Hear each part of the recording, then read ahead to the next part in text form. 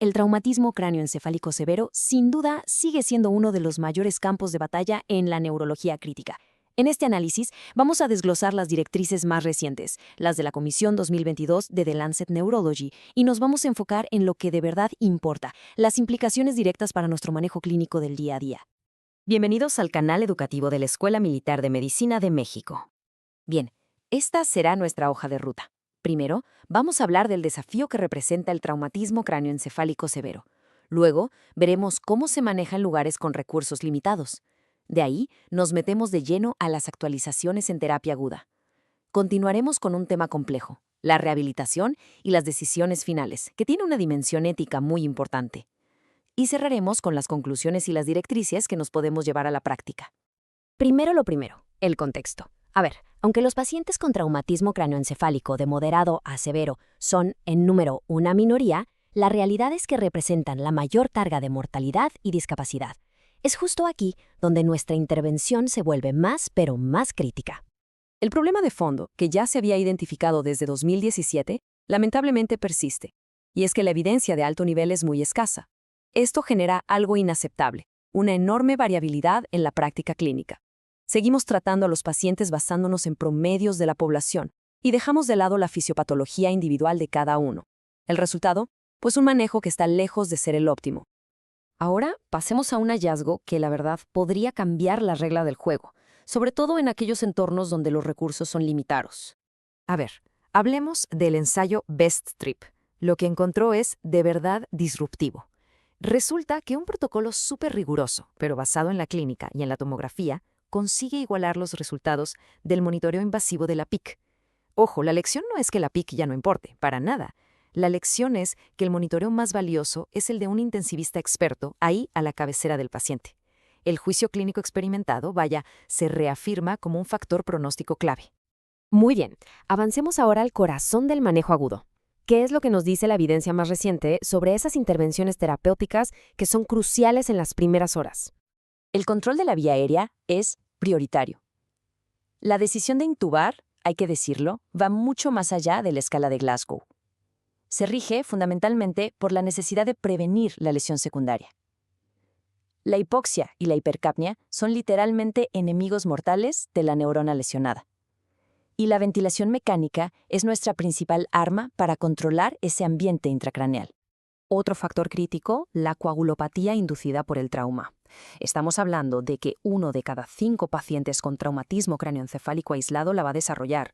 ¿Y esto en qué se traduce? Directamente en expansión del hematoma, mayor mortalidad y, por supuesto, peores desenlaces. Su detección y manejo agresivo simplemente no son opcionales. Y bueno, pasando a la neurocirugía, la comisión nos pone frente a una realidad bastante cruda.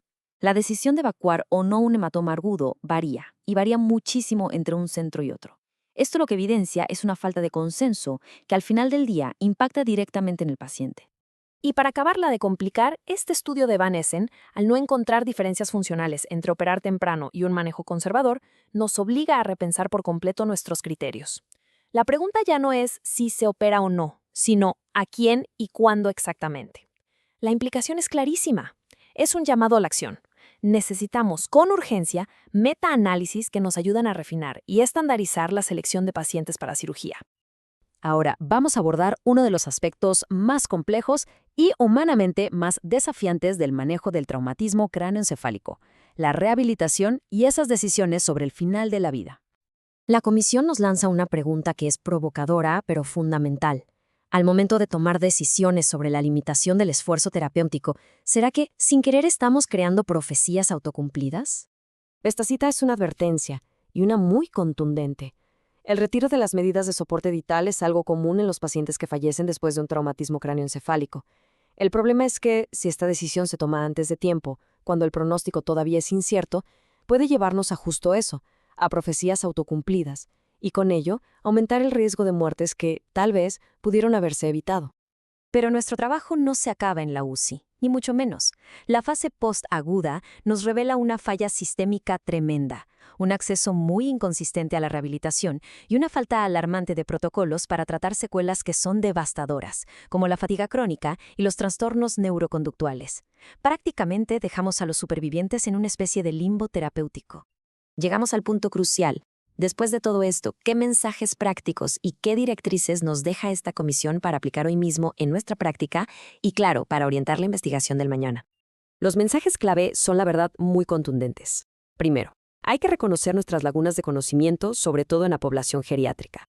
También, la necesidad de estandarizar el manejo quirúrgico. Al mismo tiempo, aprendemos que el rigor clínico puede llegar a compensar la falta de recursos. Y sobre todo, un punto importantísimo, debemos ser extremadamente cautelosos con las decisiones de fin de vida, evitando a toda costa el retiro prematuro del soporte.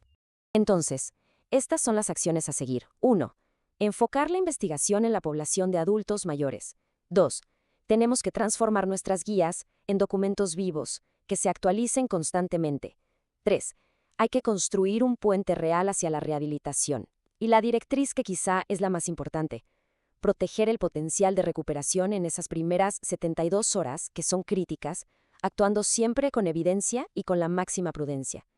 El futuro del manejo del traumatismo cráneoencefálico depende de ello.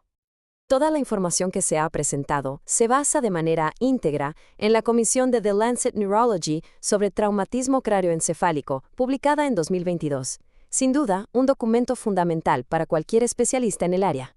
Este análisis fue producido por el general de brigada médico cirujano Humberto Carrasco Vargas. Muchas gracias por su atención.